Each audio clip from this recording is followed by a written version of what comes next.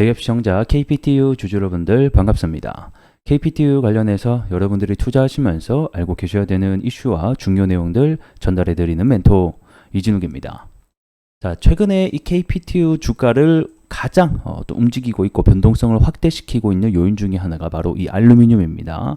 4월 중순에는 미국이 중국에 대한 알루미늄 관세를 시작한다라는 이슈 때문에 한 차례 상승이 나왔었고, 어제 3% 정도 상승이 나왔던 이슈는 바로 이 알루미늄 가격 상승 때문에 함께 올라갔다라고 보시면 되기 때문에 지금 현재 우리가 주목해야 될 것은 바로 이 알루미늄이 될 것 같습니다.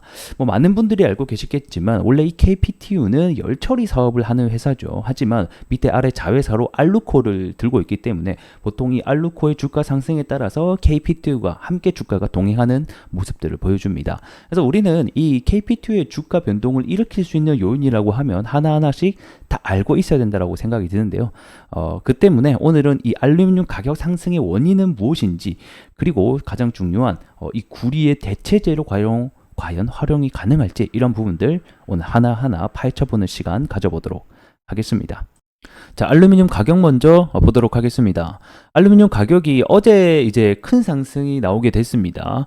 이에 따라서 어제 알루미늄 관련주들이 대부분 큰 상승이 나오게 됐고, 오늘은 조금 조정폭에 들어가고 있는 모습인데요.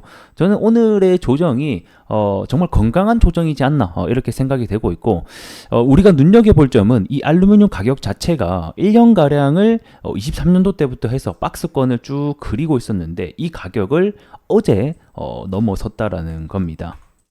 그래서 1년가량의 박스권을 돌파한 만큼 이제 추후에 알루미늄 가격 상승에 따라서 우리 관련주들도 좀 상승이 나올 수 있을 거라고 보고 있는데, 다양한 이유가 존재를 하겠죠. 수요적인 측면도 있을 거고, 공급적인 측면도 있을 거고, 그 중에서 오늘은 이 구리에 대한 이야기를 하면서 함께 조금 얘기를 해볼까 합니다.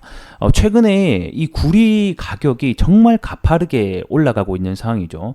22년도 원자재 가격이 최고가를 찍었을 당시를 이미 돌파를 하게 되면서 구리 가격이 사상 최고가를 향해 달리고 있습니다.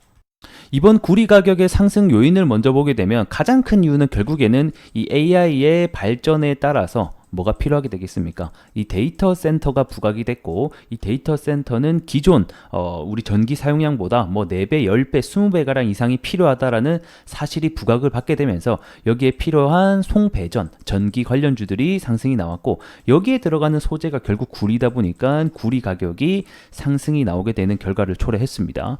그리고 수요와 공급적인 측면에 있어서도 구리 광산의 감산 소식이라던가 중국 재련소의 감산 소식들이 더해지면서 구리 가격 상승을 더 붙이게 됐고요.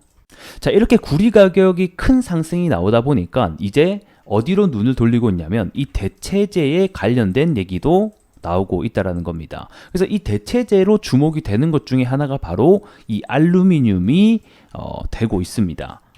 그래서 최근에는 이 닥터코퍼, 요게 이제 구리를 얘기하게 되고요. 이 구리의 대체재, 이것도 수익이 쏠쏠하다라는 뉴스들도 나오고 있는 상태입니다. 이것이 바로 우리가 알고 있는 알루미늄이 하나의 종류가 될 것 같고요. 자, 그러면 이게 정말 알루미늄이 구리를 대체할 수 있을까? 이 부분을 우리가 좀 함께 알아보자고요. 일단은 가장 중요한 것은 결국에는 뭐겠습니까? 전도성이 될 것 같습니다. 그러니까 이 구리만큼, 그리고 구리가 지금 계속 사용되고 있는 이유가 그만큼 전도성이 높기 때문에 그렇거든요. 그래서 이 알루미늄과 구리의 전도성을 비교하게 되면, 자, 구리가 이 전기가 통하는 비율을 100으로 잡는다라고 하게 되면 알루미늄 같은 경우에는 약 62 정도로 알루미늄이 구리보다 전기가 덜 통한다라고 봐야 되겠습니다. 하지만 우리가 다른 금속 철이라든가 이런 거 있잖아요. 이런 거에 대비해서는 우리 알루미늄이 훨씬 전도성이 높다라고 얘기는 할 수 있겠지만, 사실상 구리보다는 거의 40%가량의 전도성에 좀 부족한 부분이 있다 보니까 아직까지는 조금 의문성이 든다라는 것도 알 수 있겠고요. 하지만 물론 구리보다 대체재로 주목을 받는 장점도 있겠죠. 가장 주목을 받는 게 결국에는 이 가격과 그 다음에 중량이 될 것 같습니다. 일단 가격적인 측면을 먼저 보게 되면 이 구리 가격 대비 알루미늄이 약 3분의 1 정도로 굉장히 싼 편에 속합니다. 그리고 중량적인 측면을 보게 돼도 구리보다 이 알루미늄이 3분의 1가량 가볍습니다. 그래서 경제적인 측면이나 효율성 면에서도 알루미늄이 조금 더 높다라는 것을 알 수가 있겠죠. 자, 우리 보통 전선이 여러분들 어디 있습니까? 공중에 매달려 있잖아요. 전봇대 옆에. 그러다 보니까 현재 구리가 그만큼 무거운데 알루미늄으로 만약에 대체만 될 수 있다라고 하면 훨씬 가볍다 보니까 이러한 이점도 가지고 있다라는 것이죠. 하지만 결국에는 가장 문제가 되는 게 이 전도성에 대한 이야기거든요. 구리보다 굉장히 좀 떨어지다 보니까 이런 부분들만 해결이 될 수 있다라고 하면 진짜 말 그대로 대체에 대한 가능성이 훨씬 더 올라갈 수 있을 것 같습니다. 그래서 최근에는 이 알루미늄에 대한 전도성을 높이기 위한 연구가 지속되고 있다라는 소식도 들려오고 있습니다.